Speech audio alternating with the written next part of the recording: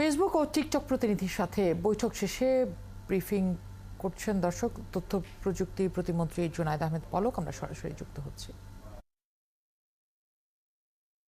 কি তাদের কার্যক্রম পরিচালনা করতে চায়, নাকি তারা এগুলোকে অমান্য করে ভঙ্গ করে তারা এটা পরিচালনা করতে চায়?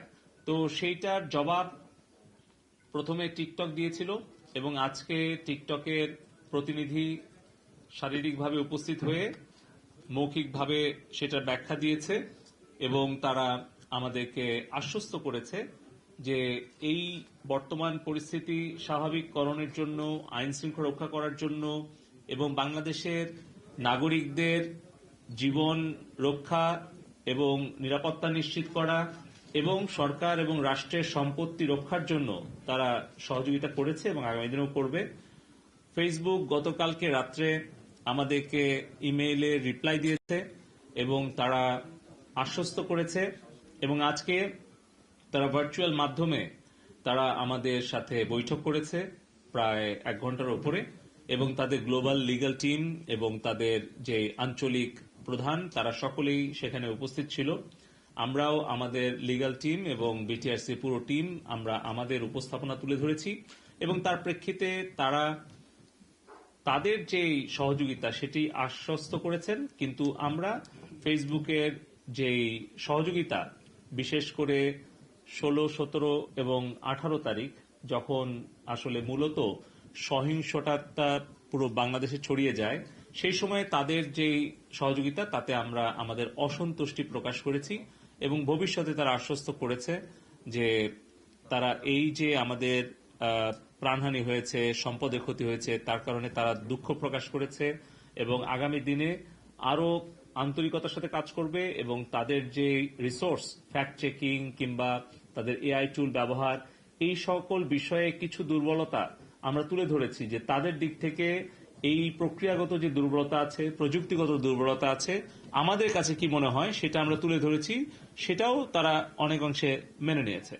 ইউটিউব তারা লিখিতভাবে লম্বা একটা জবাব দিয়েছে ইমেইলে গতকালকে এবং তারা তাদের ব্যাখ্যা দিয়েছে তাদের প্ল্যাটফর্মে কিভাবে তারা কন্টেন্ট আমাদের রিকোয়েস্ট অনুযায়ী ব্লক করেছে, কন্টেন্ট টেক ডাউন করেছে, কিন্তু তাদের চ্যানেলগুলো ব্লক করার ব্যাপারে তাদের ভিন্ন একটু স্ট্র্যাটেজি আছে। সেগুলো তারা বিস্তারিত ব্যাখ্যা দিয়ে তারা বলেছে যে আগামীতে তারা আরো ঘনিষ্ঠভাবে কাজ করবে এবং সামনাসামনি তারা আরেকটি বৈঠকের জন্য আরেকটা তারিখ চেয়েছে, কিন্তু লিখিতভাবে তারা বিস্তারিত বর্ণনা করেছে। তো আমরা যেগুলো তুলে ধরেছিলাম আমাদের বৈঠকে, সেটা আমি আপনাদেরকে সংক্ষিপ্তভাবে ইউটিউবে যে বিষয়গুলো আমরা আজকে তুলে ধরেছিলাম সেটা আমি উল্লেখ করতে চাচ্ছি।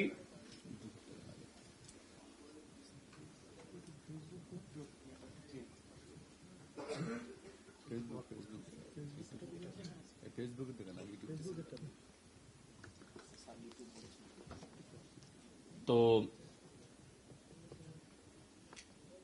আমরা এখানে এই যে ধ্বংসাত্মক কাজ যেগুলো 16, 17, 18, 19 তারিখে দেশব্যাপী হয়েছে সেগুলো আমরা তুলে ধরেছি এবং তার প্রেক্ষিতে তাদেরকে আমরা একটা তথ্য উপাত্তগুলো আমরা তুলে ধরেছি যে কিভাবে আসলে এই যে কন্টেন্টগুলোকে ছড়িয়ে দেওয়া হয়েছে এবং অর্থ খরচ করে দেশ থেকে এবং বিদেশ থেকে কিছু কিছু কন্টেন্টটাকে উস্কানি দেওয়ার জন্য, মিথ্যা গুজবটাকে ছড়িয়ে দেওয়ার জন্য এভাবে আসলে আপনারা দেখছেন যে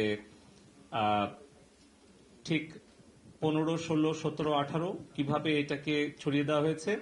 আবার যখন আমরা ইন্টারনেটটা আবার স্বাভাবিক গতিতে ফিরে পেলাম তারপর আবার এটাকে শুরু করা হয়েছে। সো এটা একটা কন্টিনিউয়াস প্রসেস।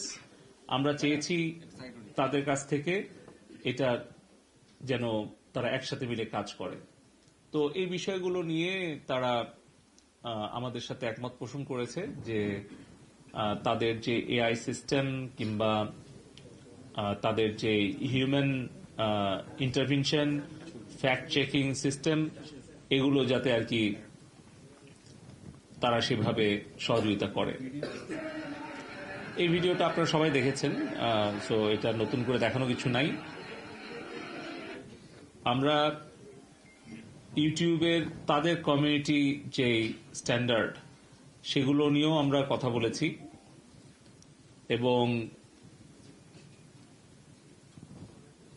যেভাবে করে তারা মিথ্যা অপপ্রচার গুজবগুলো ছড়িয়েছে এবং আমাদের বেশ কিছু মূলধারা গণমাধ্যমের লোগো ব্যবহার করে অথবা একটু পরিবর্তন করে তারা কিন্তু বিভিন্ন ধরনের ফেক আইডি ইউজ করেছে, অ্যাকাউন্ট ইউজ করেছে এবং সেভাবে এটাকে ছড়িয়ে দেওয়ার চেষ্টা করেছে, সেগুলো আমরা তুলে ধরেছি। এবং আমাদের আইনশৃঙ্খলাকারী বাহিনী, আমাদের সেনাবাহিনী, আমাদের মাননীয় প্রধানমন্ত্রী, মাননীয় সড়ক মন্ত্রী, আমাদের আওয়ামী লীগের সাধারণ সম্পাদক, তাদেরকে কেন্দ্র করেও অনেক মিথ্যা অপপ্রচার গুজব ছড়িয়েছে, অপরদিকে উস্কানি দিয়েছে। দর্শক, ফেসবুক ও টিকটক প্রতিনিধির সাথে কি বৈঠক হয়েছে সে বিষয়ে সাংবাদিকদের সাথে কথা বলছিলেন তথ্য প্রযুক্তি প্রতিমন্ত্রী। আমরা সরাসরি যুক্ত হয়েছিলাম।